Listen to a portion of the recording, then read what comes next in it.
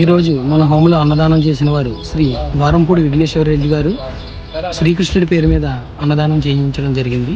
ఇది శ్రీ కాశీ అన్నపూర్ణ సేవా సంస్థ రావులపాలెం వారి ఆధ్వర్యంలో జరిగింది.